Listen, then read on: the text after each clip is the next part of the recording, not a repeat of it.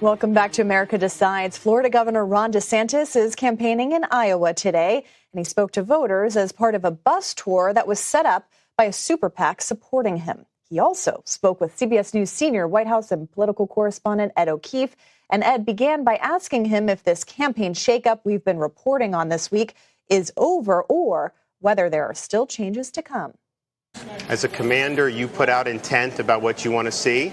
If that intent is not followed, you ensure it's going to be followed. I think that we're in good shape. I think this has been a great area for us. We're going to continue going out and meeting with individual voters in all these early states, and that's going to be the focus, and that's really been the focus all along. Across other parts of the country today, there's a lot of waiting and seeing about the former president and the potential legal issues he may yet face.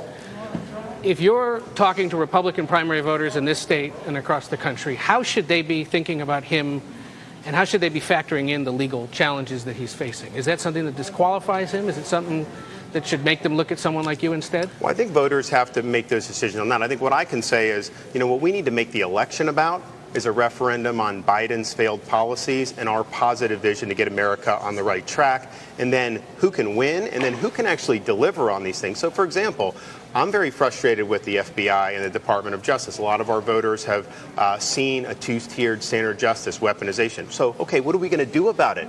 I'll go in and end the weaponization. We will have a new FBI director. We will clean house. We will ensure that we're involved in making sure that they're staying within the lines. And you're going to see big changes. I will get that done. So I would just tell voters, think about, okay, what does the country need going forward, and who's most likely to bring those policies about? And I think my record in Florida shows when I say I'm going to do something, I deliver on it, and I'll do the same thing as president. Does all of this legal stuff he's facing disqualify him, though, in your view? At the end of the day, voters make that decision. Some people ask me, well, if somebody's indicted, should they be able to run? The problem is we've seen political indictments. I think Bragg was political. You have these people. So that would just give any prosecutor the ability to render someone ineligible. So I've not said that. But I also think just at the end of the day, the election's got to be about the future. It's got to be about what people are concerned about. And the more it's about other things, the more Biden's able to hang out in the basement again and end up cruising to a victory. And I know Republicans don't want that to happen. You're getting ready to give a big economic speech on Monday in New Hampshire. Are you going to be there? We'll see. Okay. We're checking the flights. But about reviving the American dream and your thoughts on economic growth, 2.4% quarterly growth, though, in the last quarter. Yeah, but that's not good. But that's not been. If you look at the last decade or so, our growth has been in the 1% on average.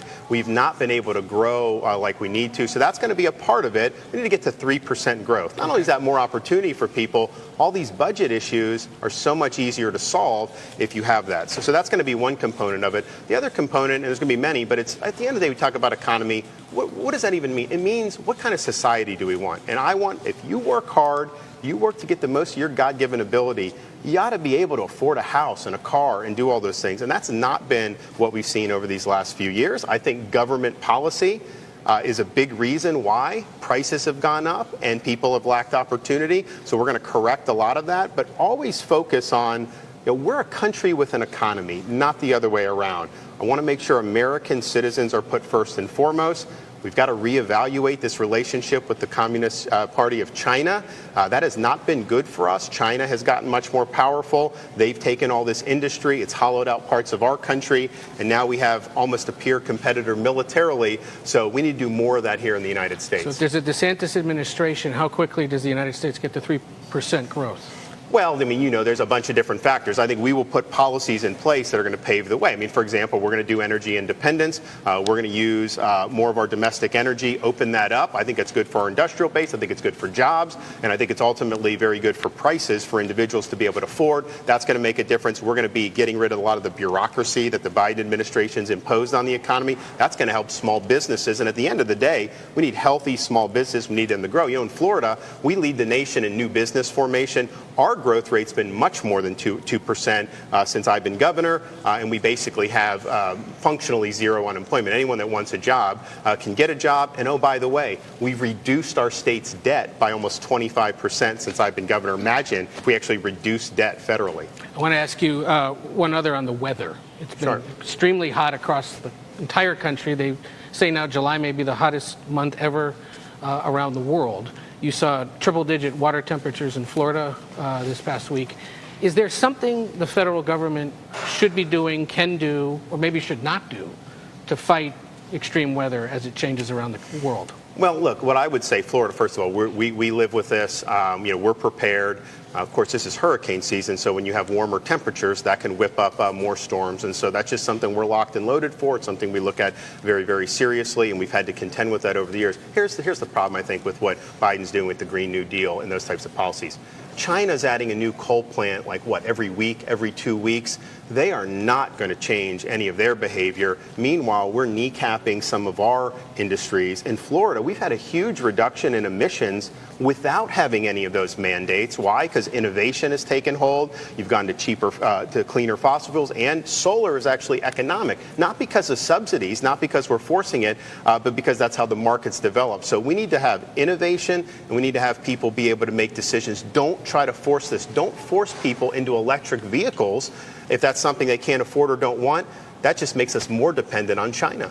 So your argument is the economic policies they've enacted may or may not be helping, but is there anything else the federal government could do? Command and control is not going to work on any of this stuff. But if you are trying to do command and control, which they want to do, and yet they look at China and they're just shrugging their shoulders. China has way more emissions than we do, and that's escalating all the time. So what you're doing is not ultimately going to be effective, even if you think that reduction is going to lead to an immediate change in the weather. Vice President Harris is coming to Iowa tomorrow to, in essence, troll you guys who are all gathering tomorrow night in Des Moines, or at least call out Republican policies as she sees them.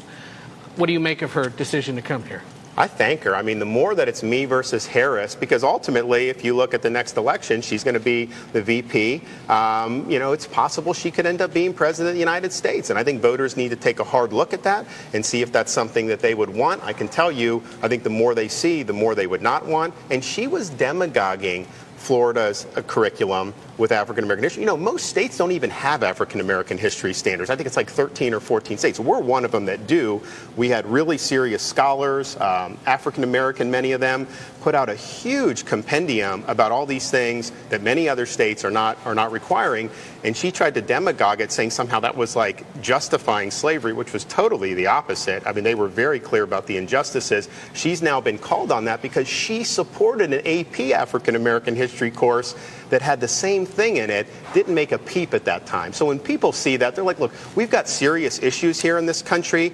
Don't try to demagogue something. And I get like some people in the press will amplify, but ultimately people want the truth. But was picking a fight with Congressman Donalds on this? It's not picking a fight. It's, look, at the end of the day, Floridians should stand up for Florida.